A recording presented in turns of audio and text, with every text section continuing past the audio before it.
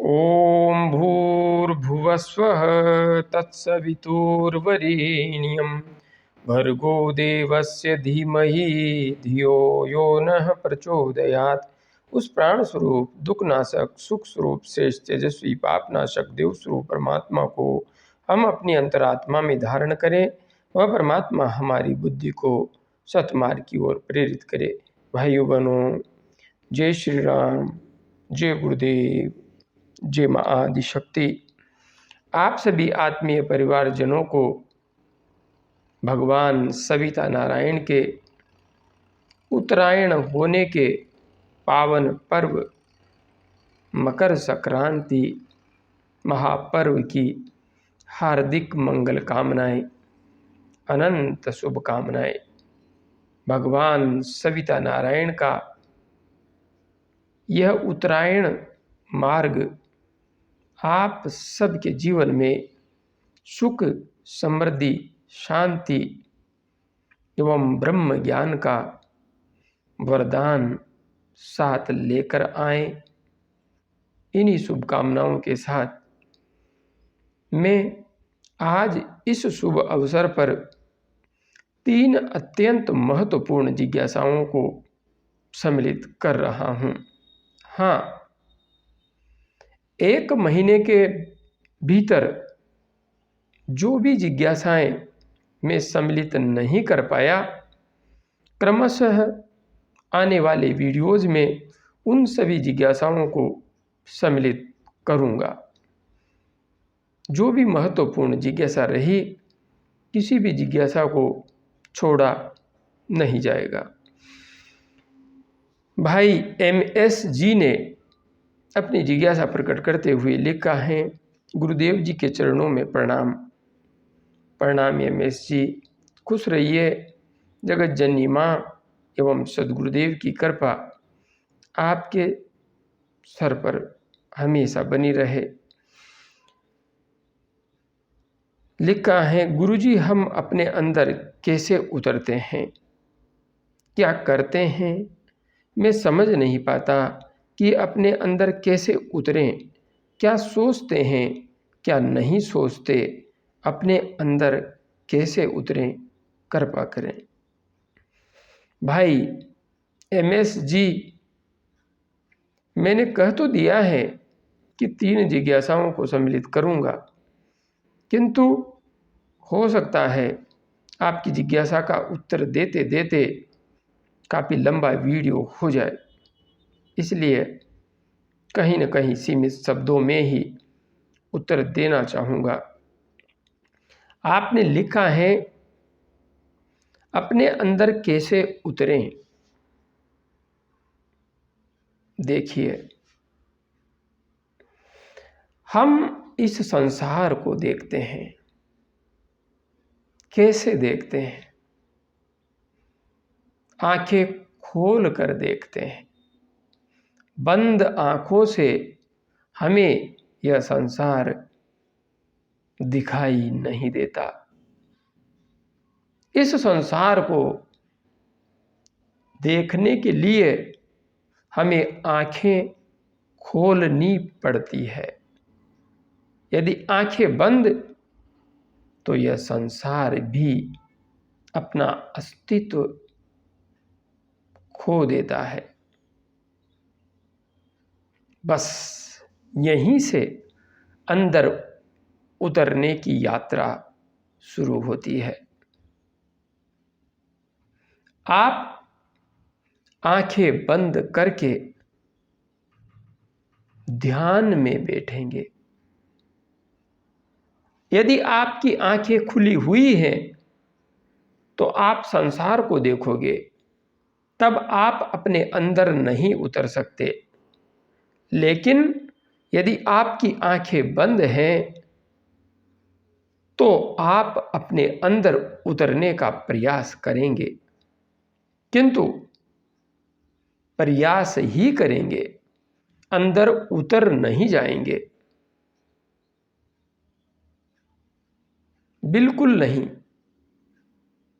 किंतु हाँ, यदि आपने अपना प्रयास निरंतर जारी रखा, 3 महीने तक निरंतर आपने प्रयास किया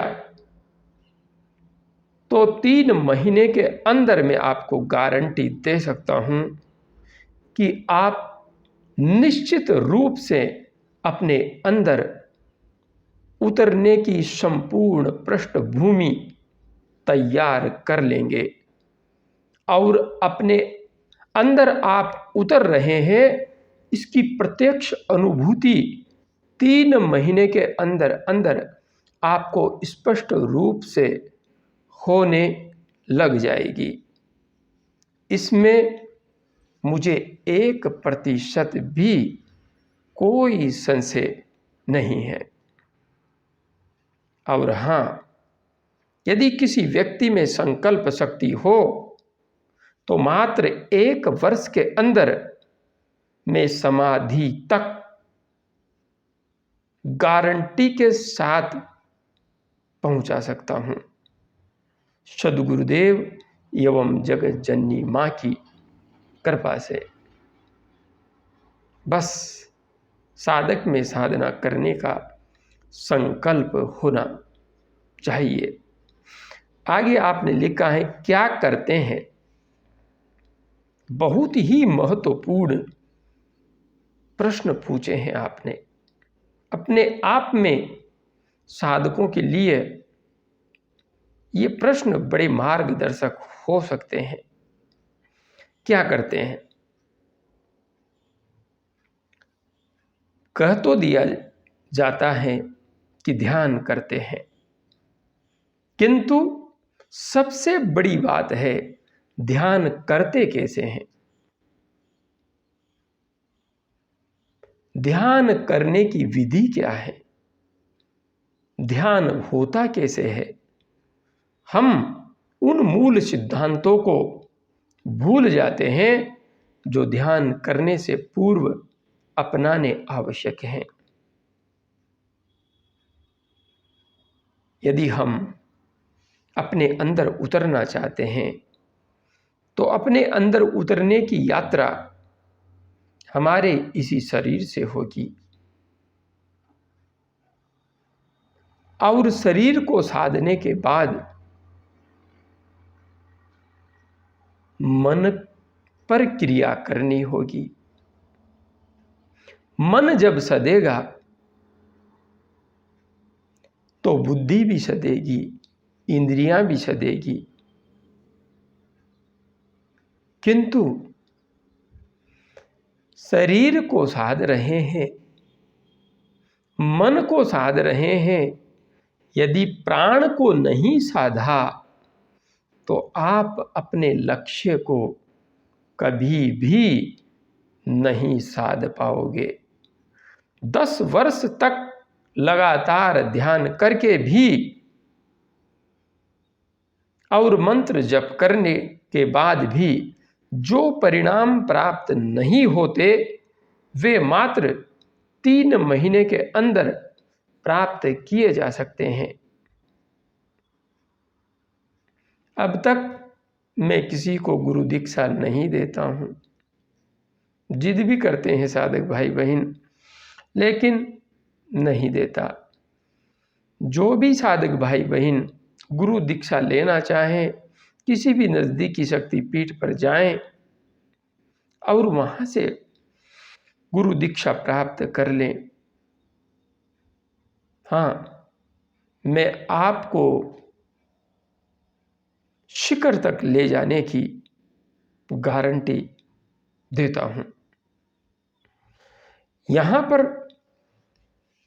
आप सही तरीके से आसन में बैठना सीखते हैं कि ध्यान किया कैसे जाता है, हमारे बैठने की स्थिति कैसी होगी।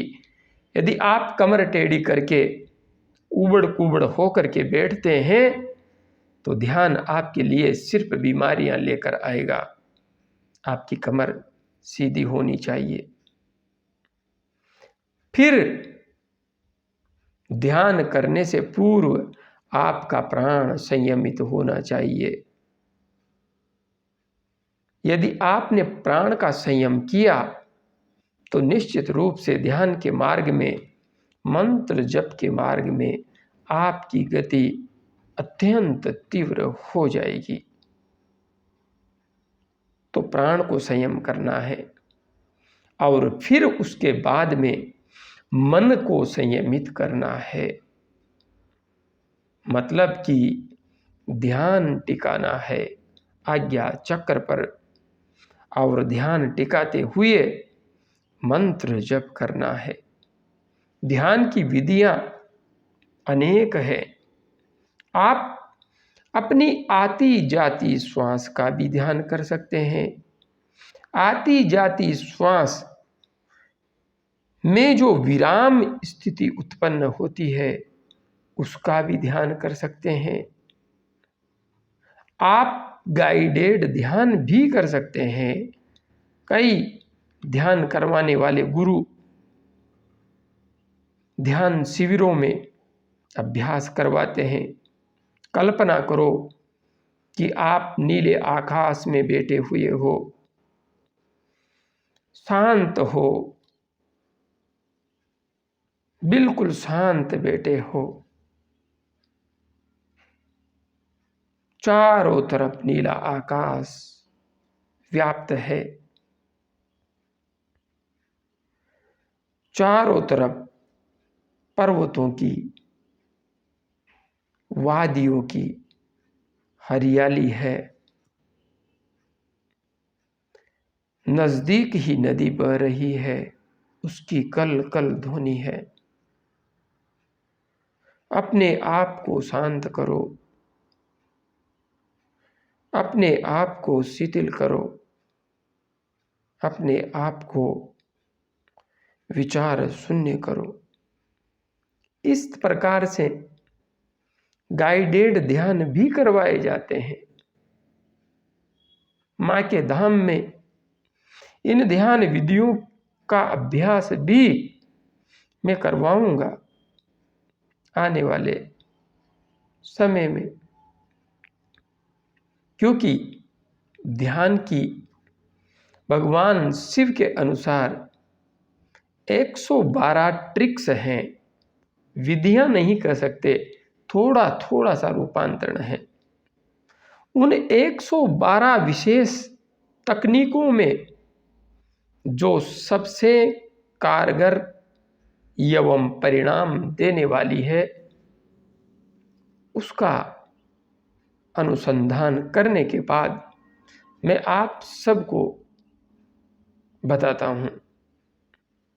आज्ञा चक्र पर ध्यान लगाइए। हाँ, गुरु दीक्षा का अत्यधिक प्रभाव होता है, इसमें संशय नहीं है, बिल्कुल संशय नहीं है। यदि दीक्षा लेकर के पूर्ण श्रद्धा भाव एवं विश्वास के साथ आप इस पथ पर आगे बढ़ते हैं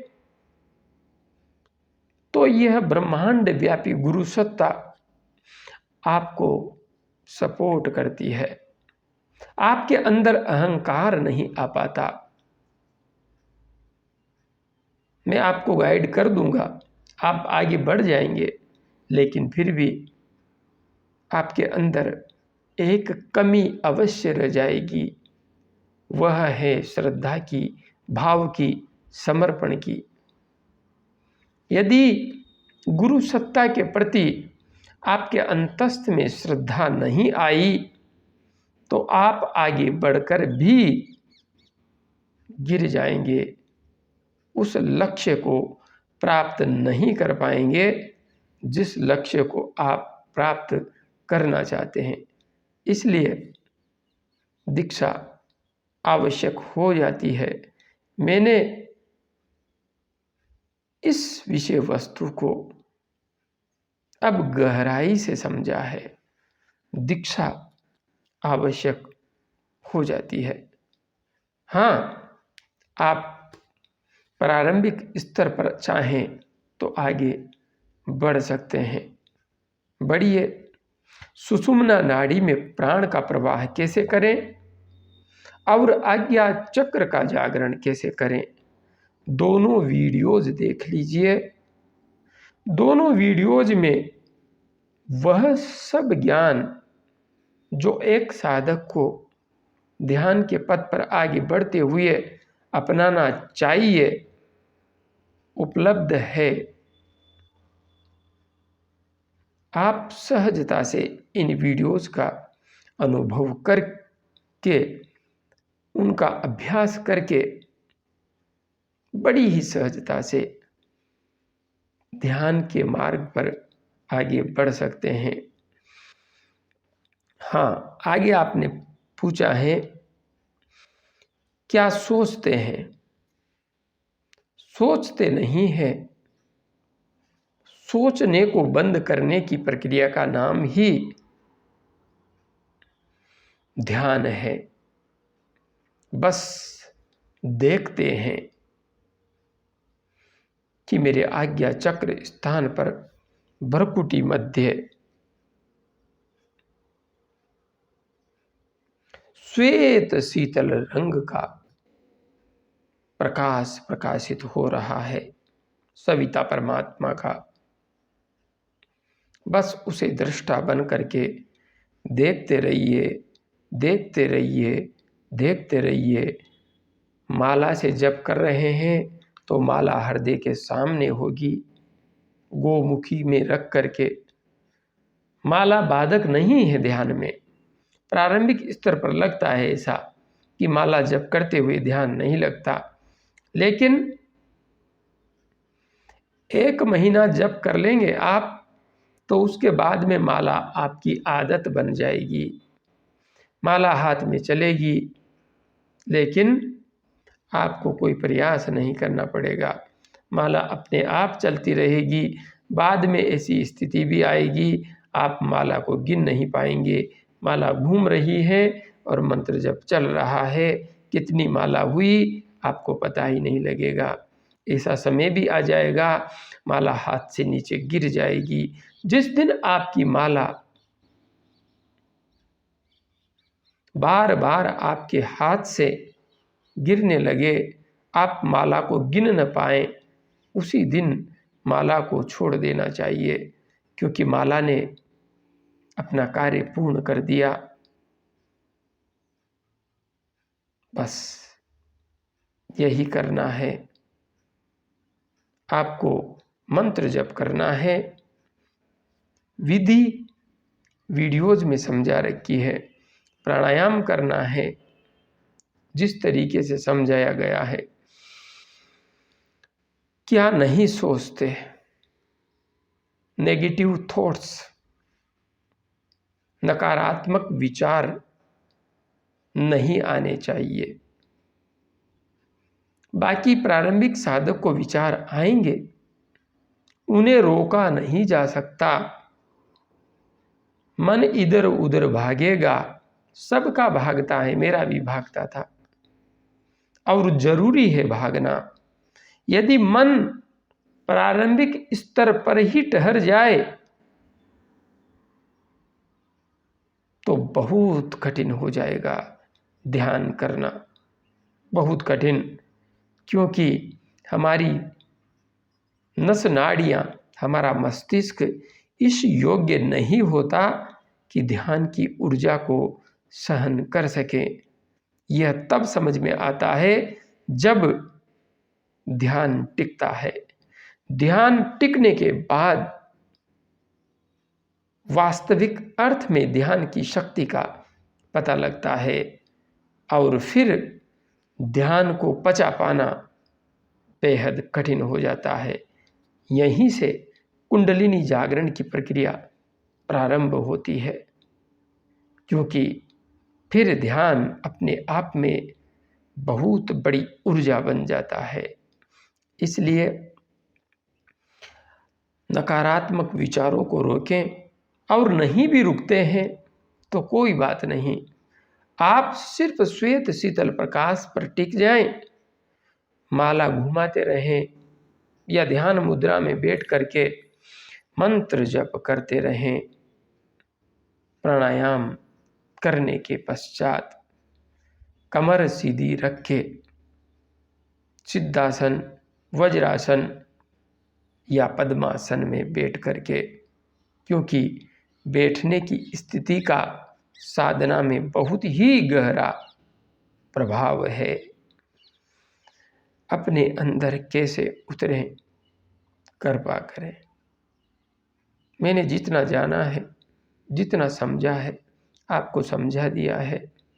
निश्चित रूप से अनुसरण कीजिए, आप बड़ी ही सहजता से अंदर उतर जाएंगे, बड़ी ही सहजता से अंदर उतर जाएंगे। आगे हमारी बहन जयश्री जी ने अपनी जिज्ञासा प्रकट करते हुए लिखा है, नमस्कार, मैं पिछले 20-25 सालों से थोड़ा बहुत ध्यान कर रही हूँ। जब मैं ढोक लगाती हूँ तब मुझे ऐसा लगता है कि मेरे सिर में लिक्विड भरा हुआ है। ये क्या है? कृपया मेरी जिज्ञासा का समाधान करें। बहन, ये लिक्विड अमृत है जिसका आपको ढोक लगाते समय एहसास होता है। बाकी ध्यान करते हुए भी आपको कुछ अन्य अनुभव भी आते होंगे, आपने उनके बारे में यहाँ पर नहीं लिखा है, किंतु यह लिक्विड अमृत है। सहस्रार चक्र पर आपको इसकी अनुभूति होती होगी। आगे हमारी बहन लाजवंती सेरोही जी ने अपनी जिज्ञासा प्रकट करते हुए लिखा है, प्रणाम गुरुजी, प्रणाम बहन, प्रणाम। खुश रहिए। जगत जननी माँ एवं सद्गुरुदेव की कृपा आपके सर पर हमेशा बनी रहे। कुंडलिनी जागरण के बाद का जीवन कैसा होता है? क्या बाद में भी साधना करते रहना चाहिए? बहन, कुंडलिनी जागरण होने का अर्थ यह नहीं है कि साधना छोड़ देनी चाहिए। यह तो एक प्रक्रिया है जो आपके साधना के परिणाम स्वरूप घटित होती है, किंतु साधना तो जीवन भर करने का विषय है। कुंडलिनी जागृत हो गई और आपने बाद में साधना छोड़ दी तो पहला विषय तो यही आएगा कि आपको समस्याएं आएंगी, क्योंकि अचानक से कुंडलिनी साधना को छोड़ देना बीमारियों का कारण बन जाता है। इसलिए साधना तो छोड़नी ही नहीं है।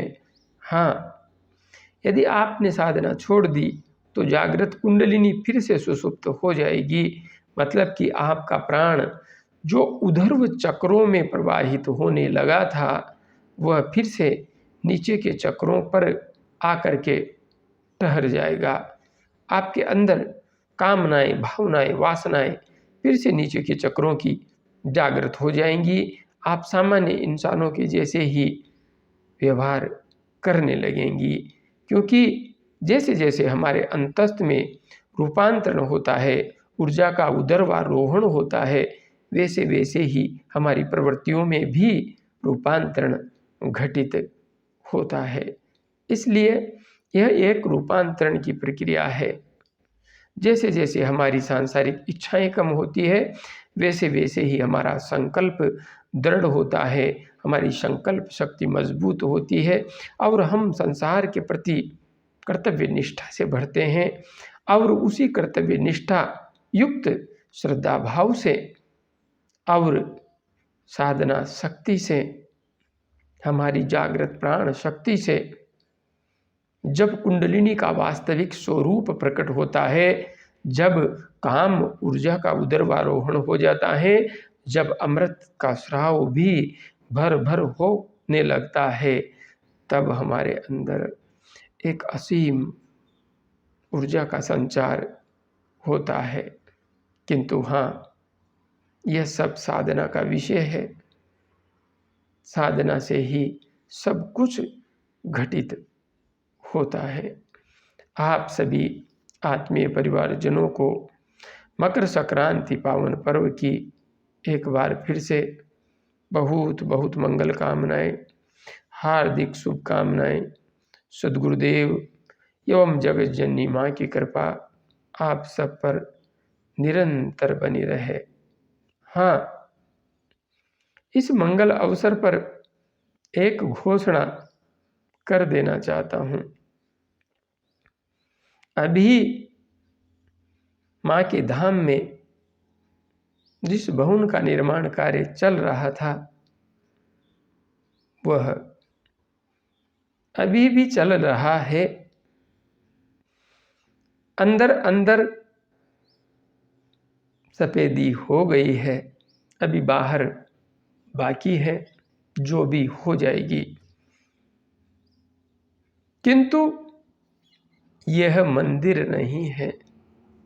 यहाँ पर आप सबके ठहरने के लिए एक हॉल है, लेट बाथ है, एक कमरा एक किचन है और एक छोटा कमरा है जिसमें सामान आदि रखे जा सकते हैं। आप सबके ठहरने के लिए भी हैं। वो हॉल तो है ही सही, 800 स्क्वायर फीट का हॉल है। बाकी एक कमरा है जिसमें मैं रहता हूँ। मतलब कुल 2 कमरे हैं, एक हॉल है, एक रसोई घर है। मंदिर अब बनाएंगे, यज्ञशाला अब बनाएंगे, क्योंकि मेरे लिए आप सब ही मंदिर हैं। आप सब में जो रूपांतरण घटित होना चाहिए उसे मैं सार्थक कर सकूं, यही मेरा मूल उद्देश्य है। किंतु माँ का मंदिर तो बनाना आवश्यक है। हमारा प्रथम चरण लगभग पूर्णता की ओर आगे बढ़ रहा है। माँ की कृपा से हो ही जाएगा। इसके पश्चात शीघ्र ही हम मंदिर निर्माण का कार्य, यज्ञशाला निर्माण का कार्य प्रारंभ करेंगे। माँ की कृपा से, सद्गुरुदेव के आशीर्वाद से, क्योंकि जो भी साधक भाई बहन आते हैं वे मंदिर के संबंध में चर्चा करते हैं कि मंदिर तो होना ही चाहिए और मंदिर बनाएंगे। जल्दी ही मंदिर की भी शुरुआत की जाएगी। जय गुरुदेव, जय माँ आदि शक्ति।